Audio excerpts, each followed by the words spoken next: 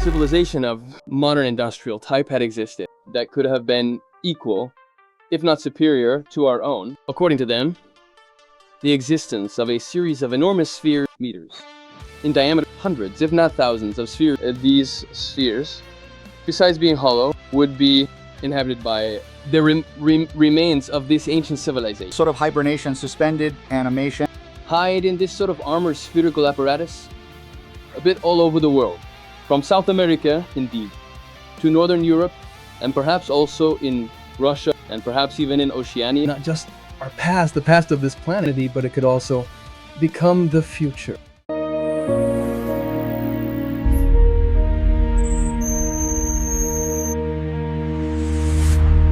But let's dive right into it.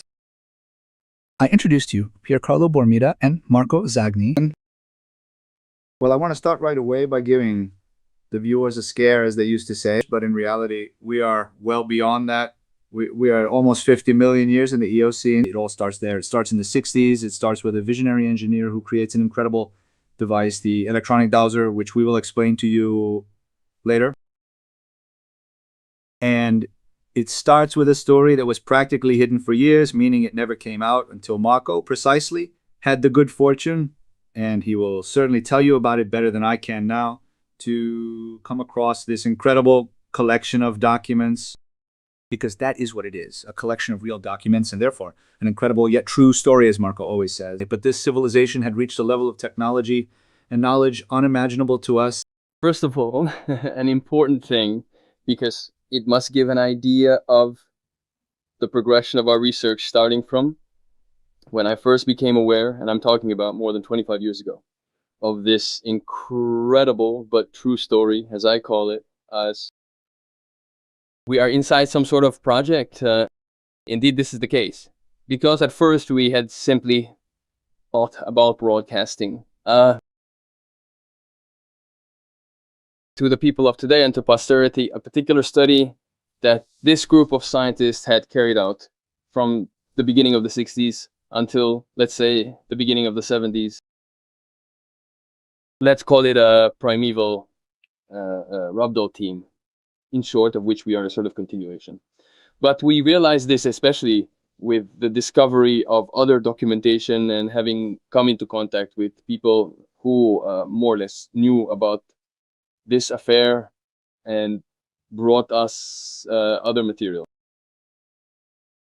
So we are part of a project, the Rabdo Team project, which is still continuing today, and always with the addition of new information. To put it very quickly, in reality, this whole story was born when I, through a series of coincidences, came into contact with the geologist, Professor Floriano Villa. I am talking about April 2000, so 26 years ago, because I wanted to show him some photographs of a plateau in Peru that, as an Italian, I had reached first, in short, or at least among the first. And I had been the first to do a photo shoot that then appeared in the magazine Nexus back in 1990. Going to the professor, I showed him these images, and he said, "Very well, Dr. Zagni, I am pleased that we have met. I see that you are a serious person who has an interest in knowledge. But in your opinion, what period are we talking about?" And I said, "Professor, I would be interested in finding discoveries in South America of a civilization that might be similar or contemporary, or at least a colony of the famous, unnameable Atlantis. They are looking everywhere, more or less." He said, "Here," and Professor Villa told me, "No, but look, Atlantis, from my more than 40 years of experience, in my opinion, is just the tip of the iceberg." He told me exactly that, meaning that fabulous civilizations have existed. Fabulous, I use this term, which I am convinced existed even millions, tens of millions of years ago. And having this said by a geologist who had taught geology for 40 years at the University of Milan, who obviously hadn't been able to share this information and had kept it to himself during all his years of study, research, and investigation around the world, impressed me enormously, didn't it? Instead, he was absolutely convinced of what he was saying and started telling me about some cases he had encountered. For example, when he was a young geologist, he was just starting out, even professionally. He had been called to Nice, right in the city of Nice, to conduct surveys for the construction of one of the first, let's say, shopping malls of a certain size that they were, let's say, planning to build. Shopping center, and they found remains at a depth of a few meters. Remains of a civilization, let's say, of an organized type, in the sense of an organized type that could be on the level of the Egyptians or on the level of, for example, the cities in Pakistan like Mohenjo-Daro or other similar cities, so also with water irrigation systems, with canalization systems, and even sewer systems from a certain point of view, but with a certain dating, meaning there had been no intrusions by sediments that had gone from one period to another, as can happen at a geological level 600,000 years ago. In other words, he had found remains of a civilization comparable to the Egyptian or Sumerian one, but 600,000 years ago. It is something impressive. Naturally, the professor told me he wanted to share this with the world. He wanted to organize a press conference, right? To state the enormity of this situation, we are talking about more than 60 years ago.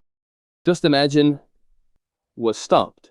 He was blocked, he told me, by secret services, probably, or rather certainly French and also American, in the sense that, in practice, they told him, well done, professor, you made this discovery, fine. Do you want to continue working?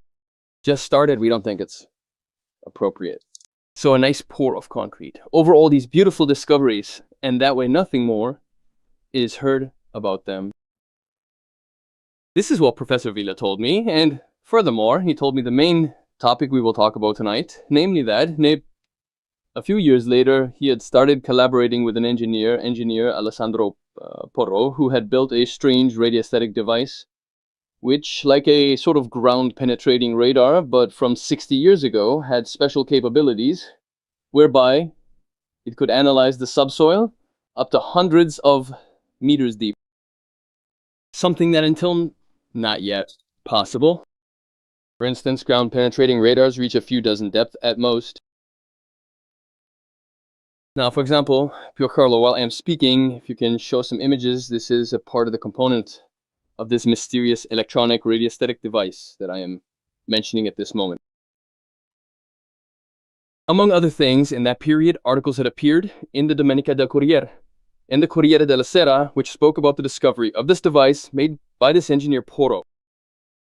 However, these were commissioned studies entrusted to the engineer by various northern Italian superintendencies concerning things like excavations of Lombard tombs and research into the ground conditions in certain areas of Milan where the first red line of the subway was being built. I am referring to line 1, which for instance passed through the Duomo area, as it still does today, and the technicians absolutely needed to know if there was anything beneath the Duomo, because it was known, or rather certain, that a basilica had been built there, a basilica of Santa Tecla, upon which the Duomo of Milan was later constructed. Well, the dowsing measurements were never wrong, and a perfect map of the ancient basilica of Santa Tecla in Milan was produced. Here we can see, for example, a cover of the Domenica del Corriere from 1963, where we see Engineer Porro on the right probing and locating Lombard-style tombs with his device. So let's say that this story, from a certain point of view and at a certain level, had gained national, if not international, resonance, though it concerned official research, normal archaeological research, whereas on the other hand, the same original group, this original dowsing team from the 60s, reached astonishing conclusions based precisely on the fact that this device could probe up to hundreds of meters deep. They realized, for example, that at a depth of about 60-70 meters in the northern areas of Milan and heading towards Switzerland, there were remains of large vessels 50 60 or even 70 meters long, which likely belonged to a civilization from 1 or 2 million years ago. It was known, for example, that starting 5 million years ago and for a certain period, a sort of post-sea had existed. Even official science and official geology admit this, but to imagine that this post-sea could have been traversed by vessels of this kind is something truly impressive. Furthermore, what was impressive was the depth of the discovery of these vessels, or rather the remains, or at least the imprints of these vessels, which had obviously been covered by time and sediment. This group obviously decided not to reveal anything about this information regarding ancient civilizations at that time, partly because they didn't want to, let's say, end up looking ridiculous. And the journalist Mario Mignecci did indeed intend to write an article about this mysterious ancient civilization of at least 30 million years ago, from which they had managed to glean some situation.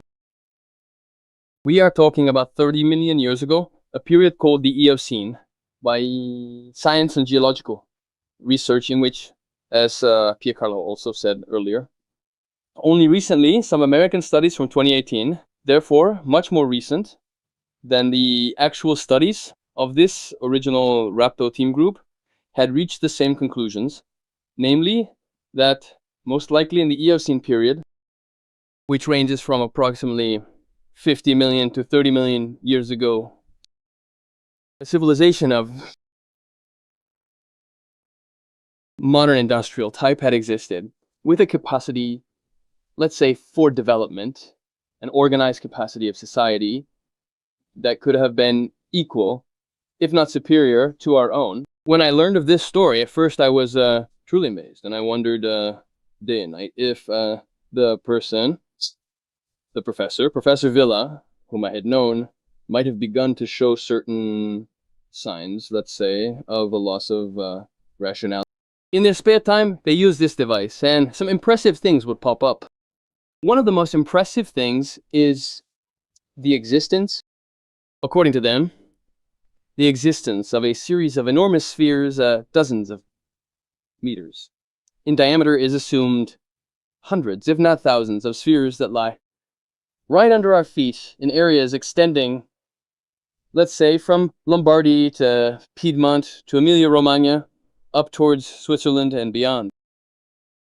So much so that engineer Porro, since he also lived in South America, in Brazil, was convinced that these strange, hollow underground spheres could also exist in an area of Brazil bordering Venezuela, or he had even conducted studies, and there was talk that even in the Siberia region, this was later demonstrated by one of our group members, the physicist Diego Marin, that these spheres could also exist in the Siberian region, or even in other areas, such as, for example, Northern Europe. Well, this really struck me a lot. However, at a certain point, I had stalled a bit in my research because Professor Villa had totally lost contact with the journalist Mario Mignacci, who had followed this quote-unquote secret group for about 10 years, and he didn't even know if he was alive or dead. Starting from the 70s, Paolo will tell you later why the group had practically disbanded a few years before the engineer died, let's say relatively early at 67 years of age, in 1976. Furio Stella and Tom Bosco, who were in charge of Nexus magazine, a magazine that still exists today, by the way, an international magazine that has had an Italian edition for almost 30 years, said to me, "Marco, why don't you write a decoy article? Let's call it that." Meaning that if there is any other person who is part of this group and reads the article, as is likely, they will surely contact you.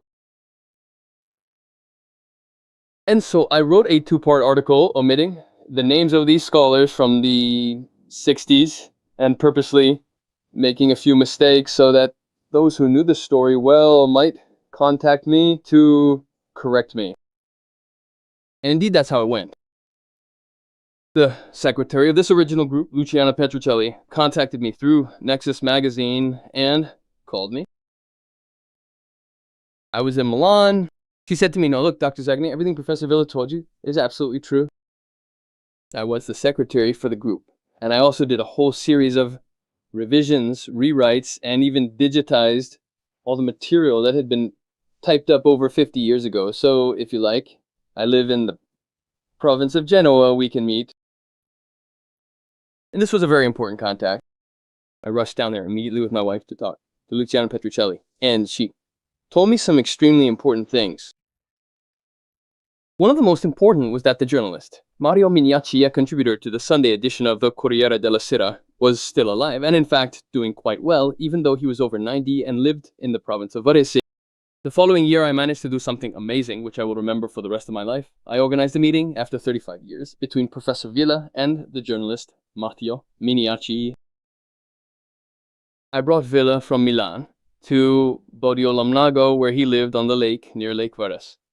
In this little house, lost in the woods of the Varese area, where the journalist lived, and it was a memorable evening that I will always remember, in which a piece of Italian history, a bit of European, and a bit of world history, forgotten, hidden, which would have disappeared completely, came to light thanks to these impressive studies by this secret research group.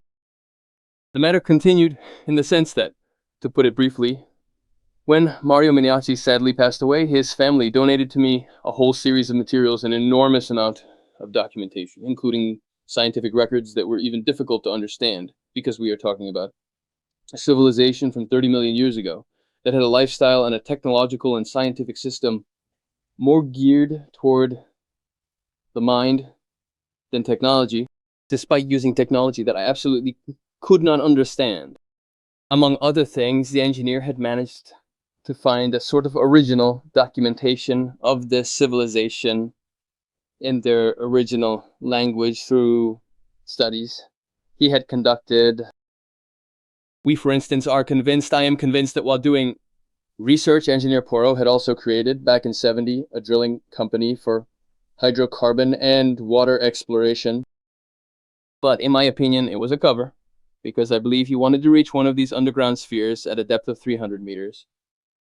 And some of us, myself in particular, think he succeeded recently in a specific area north of Milan called Oboldo.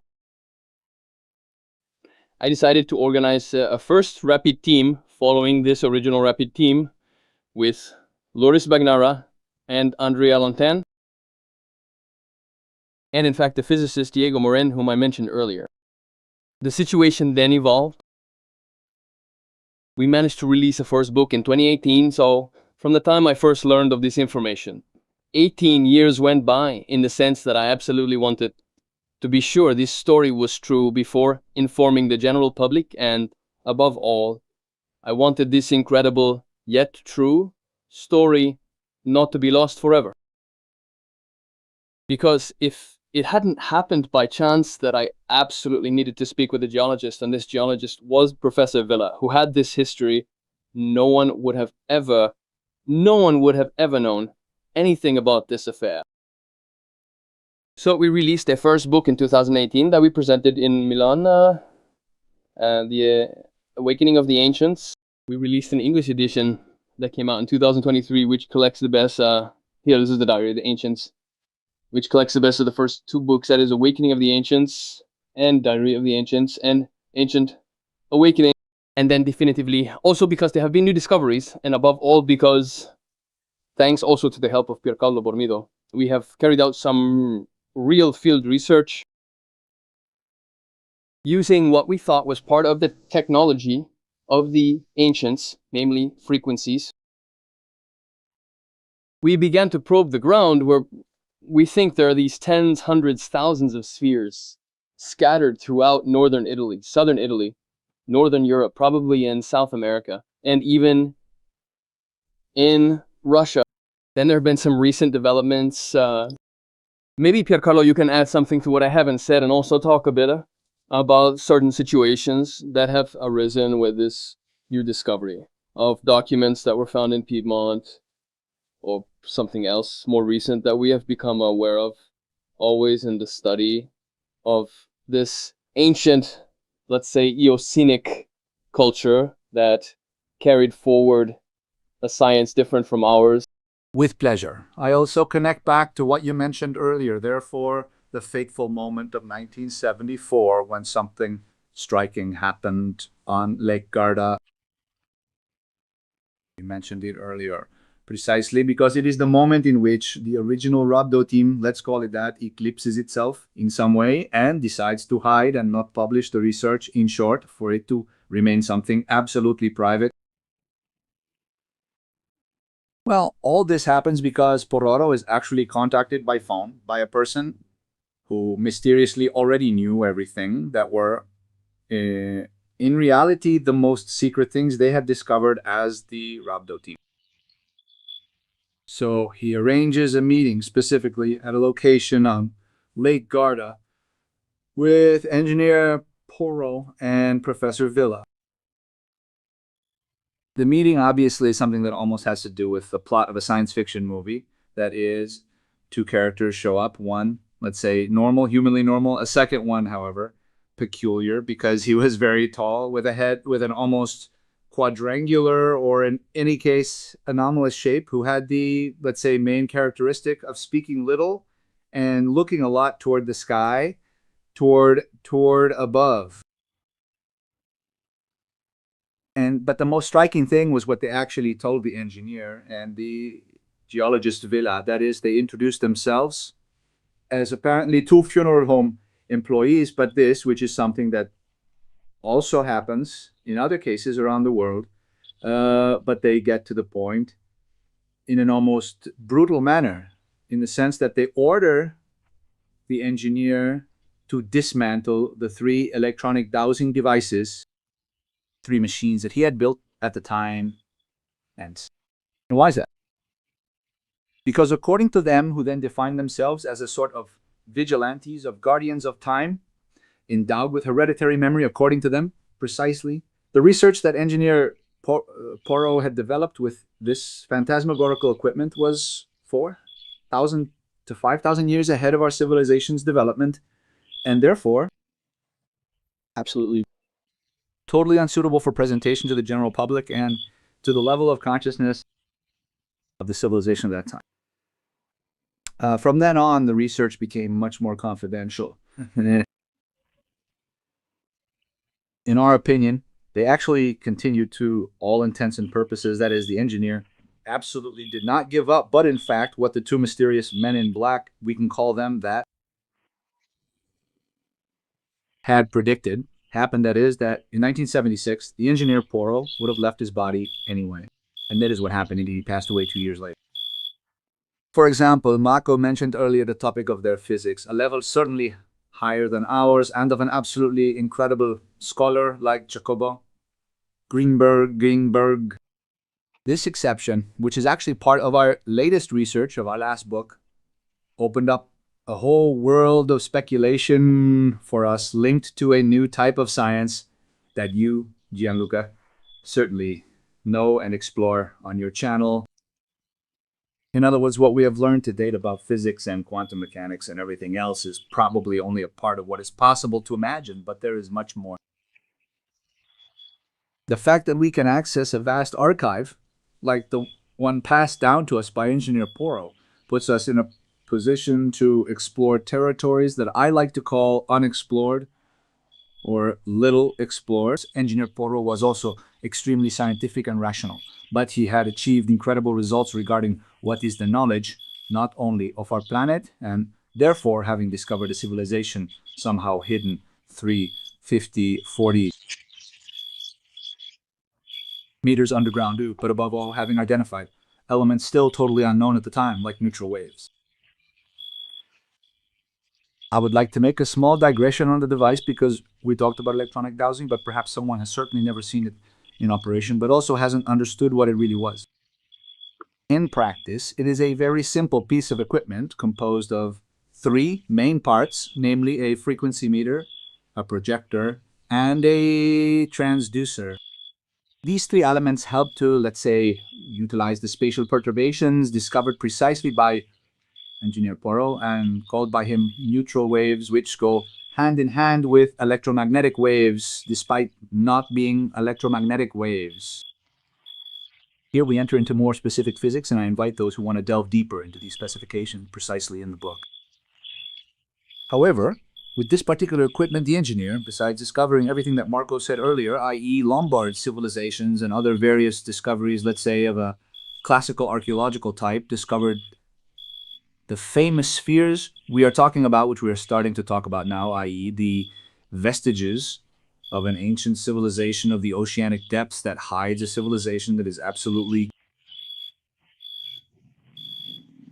extremely advanced, especially from a scientific point of view.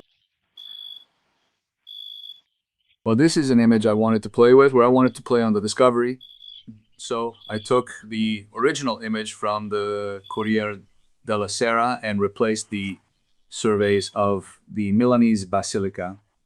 I added precisely the sphere we imagined in 3D that the engineer could have discovered. As you can see in the illustration, the mechanism is quite simple in the sense that a flow of neutrons starts and goes kilometers deep. It didn't really have a very low limit, let's say, of depth, and it would come back up when it hit the sought-after element.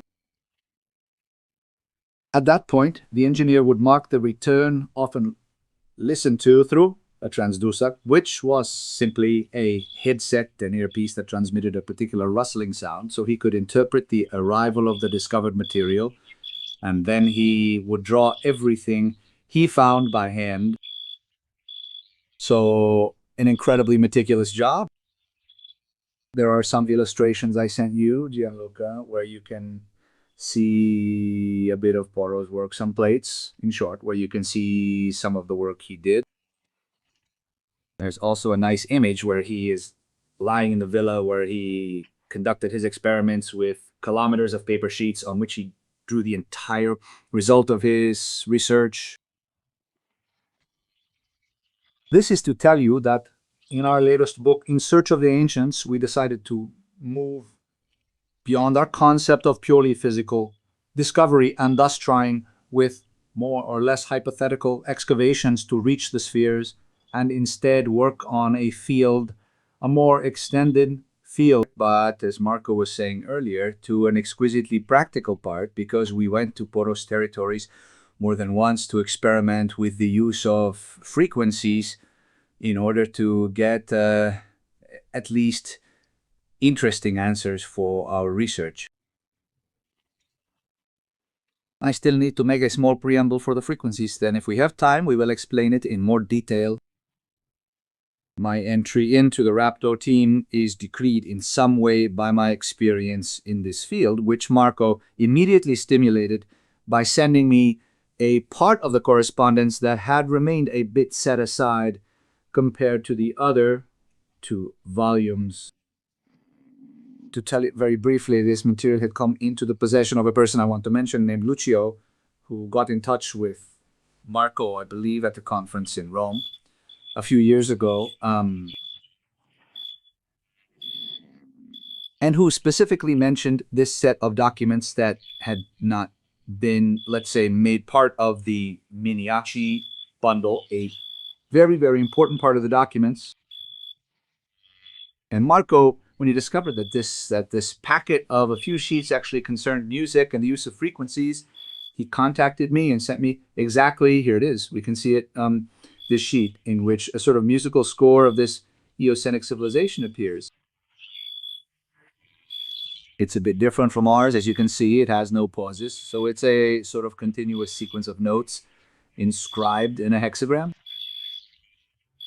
But the fundamental thing that then made me undertake a research project that continues to this day, the main thing I was saying is the annotation of the A, which instead of being at 440 or 432, as we all know well by now, is at 455 hertz.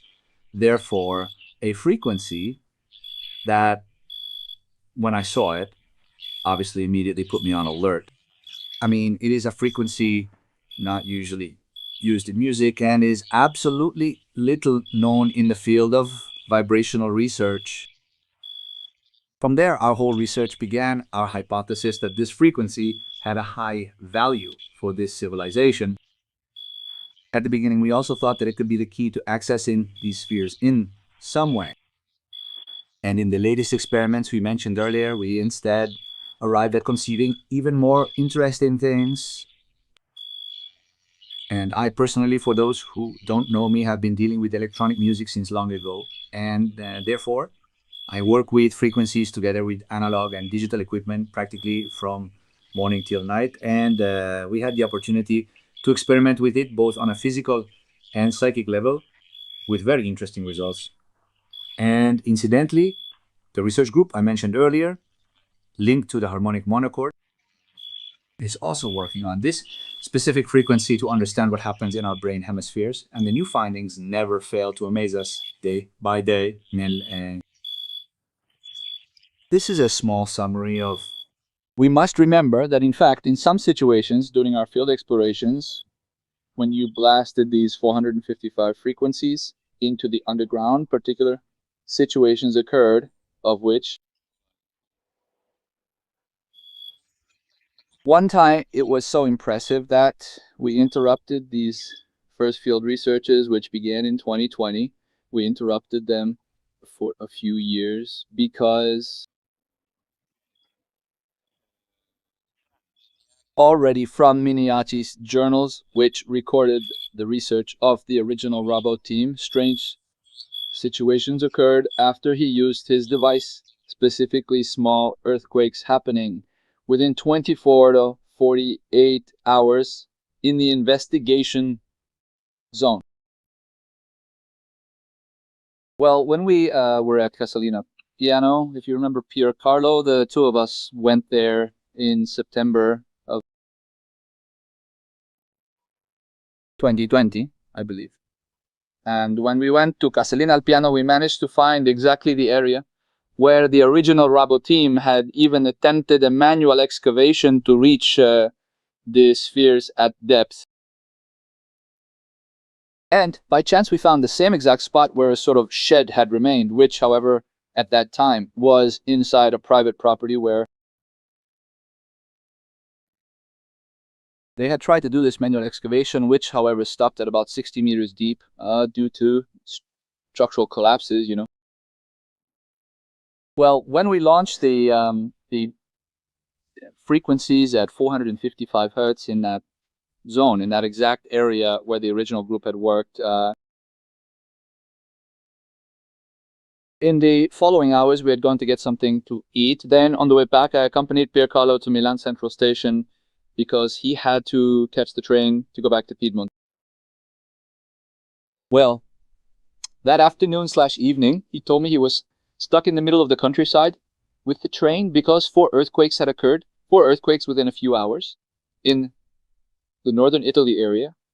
On the afternoon, we performed the experiment. So, knowing from the material in our possession that small earthquakes had occurred when the original group conducted this research, we decided to suspend these first field researches, also because we were in the pandemic period and therefore we could only move in a very difficult way, you know. I can say this calmly because it's something that really worried me a bit, to show how at a certain point there are many people interested in us and what we do without letting us know. And after we had gone to Morazon, do you remember Piercarlo? We were returning on the highway towards San Sarono. Well, we were overflown, and I mean overflown at a short distance of just a few tens of meters by a black helicopter without markings that was surely monitoring us, even photographing and filming us. We were quite frightened. Then this helicopter, which was not huge, it was of normal size, turned to the left of our highway as we were exiting, heading south, and it stopped in a field a kilometer away and then disappeared from view. This was another situation that made us think precisely that, let's say, from a certain point of view, we are being monitored by forces that are really following our research path. By the way, the projection where there should be, excuse me, Marco, where there should be one of the widest expanses. Yes, we were studying precisely an area from the Serrano zone up to the border with Switzerland, and Porro had calculated that underground there should be about 2,000 spheres.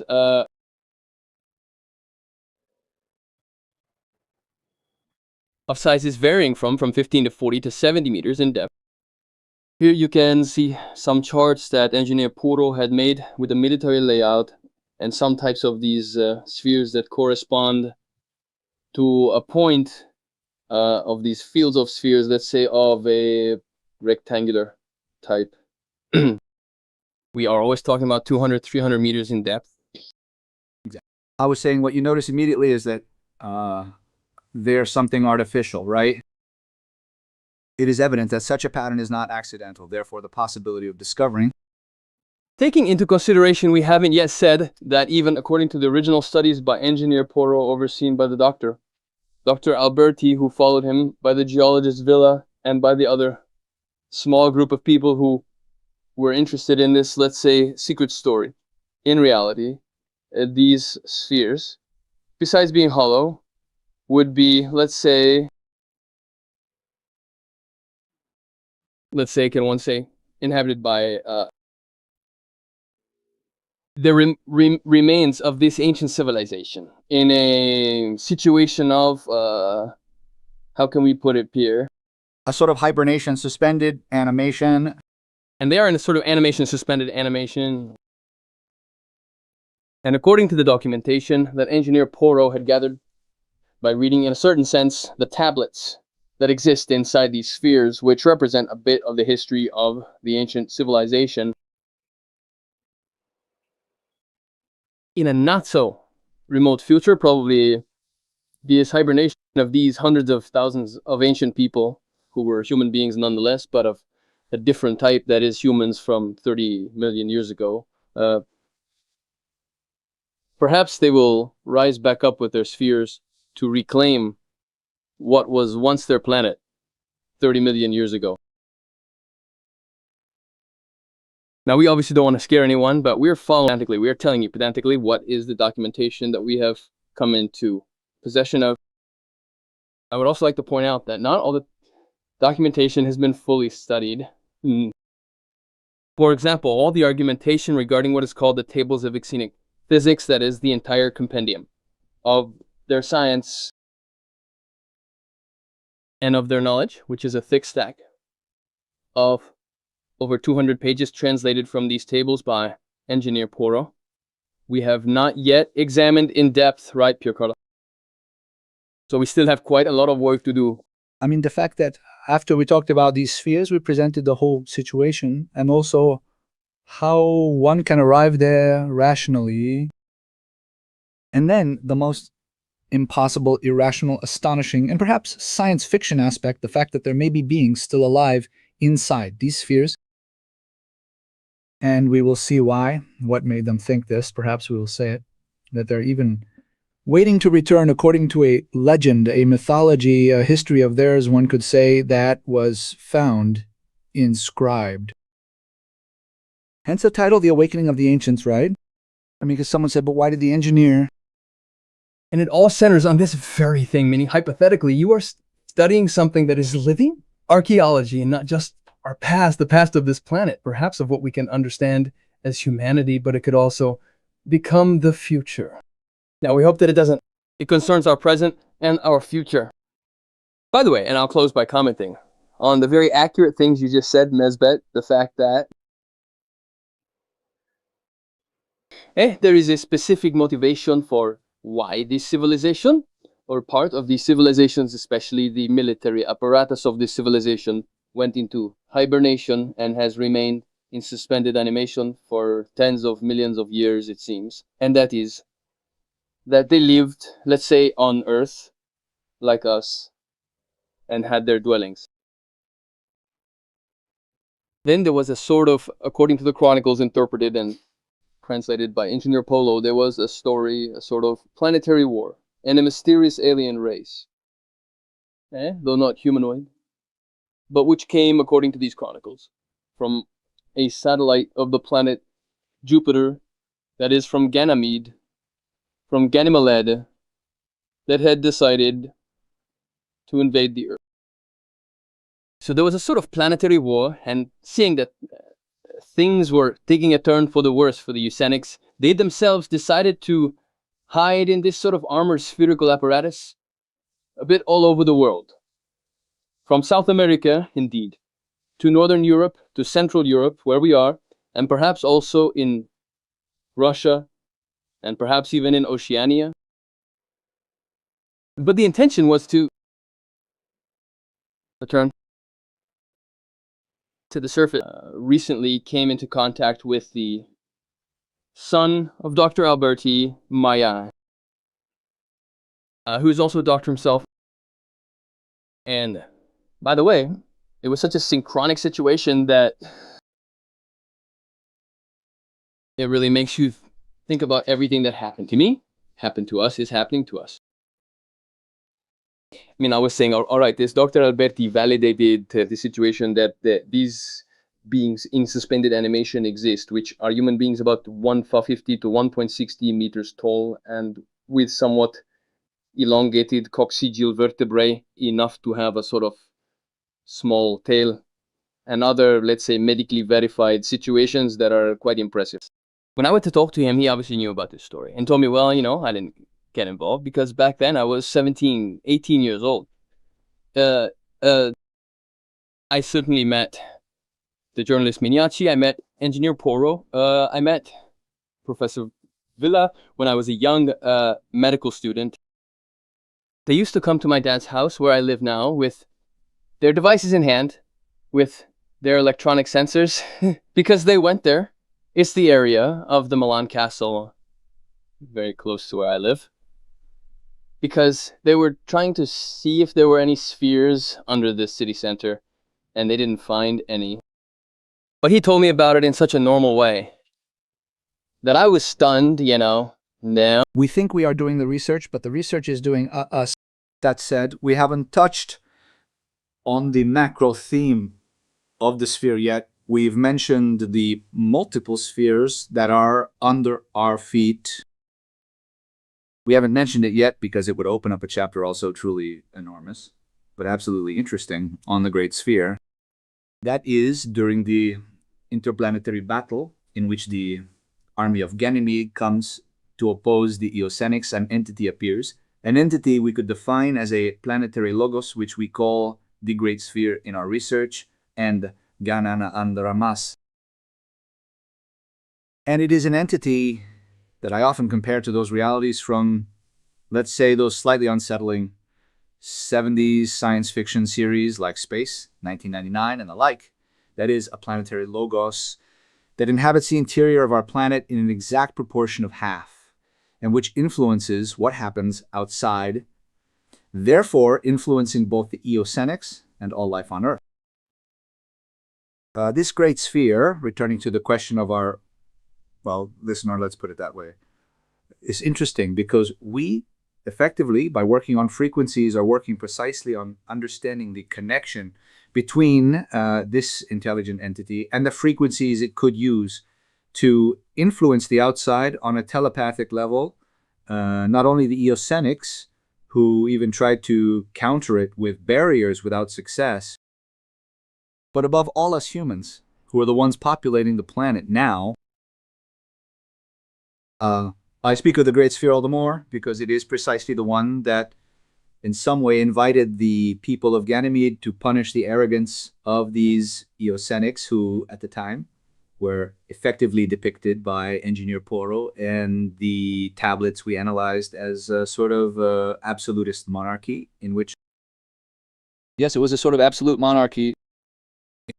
In which they were few who held the power and, above all, held the ability to sustain the life of their people. They had also arrived, another little spoiler, at living almost forever, or perhaps forever, that is, perpetuating life eternally, precisely thanks to a series of technologies not only psychic, but also in some way linked to the knowledge of matter. So they called them intelligent materials, and above all, to the knowledge of consciousness linked to vibration. So they had made sensational discoveries whereby the elite and the king, above all, could regenerate themselves in a few seconds. For example, the heart, that is, the heart would age at a certain point. They would regenerate it in a second, perhaps less, and at that point, they were ready to live for another hundreds of years. All based on very interesting mathematics, based on the 11th harmonic, which musically, of course, interested me immediately. And it is a world full of surprises to read what the engineer and his team first translated and then transferred to paper. This name, the Guardians of Time. Yes. They define themselves in theory as guardians of the course of civilization. Throughout different time periods, in the sense of guardians of the planet's evolution since time immemorial. Except they are human beings, like us, who live and die, but they are endowed with something extraordinary. That is what is called hereditary memory. I mean, we know we pass on 50% of the genetic capacities of our father and mother. But on top of that, these particularly gifted people have, since time immemorial, been passing on experiences, and knowledge, technological knowledge, developed tens, hundreds of thousands of years ago. So they are a network of people, as they define themselves, who do completely normal jobs, but must intervene at certain moments when a danger to our planet might occur. At least that's how they define themselves. A hertz is one cycle per second, and since I don't believe they had the second as a unit of measure, though that's not certain, so that's the question. Where did Porro get these 450? 5 hertz? Well, that is a great question. Obviously, we might not have the answer. I can even tell you that I don't know for certain, eh?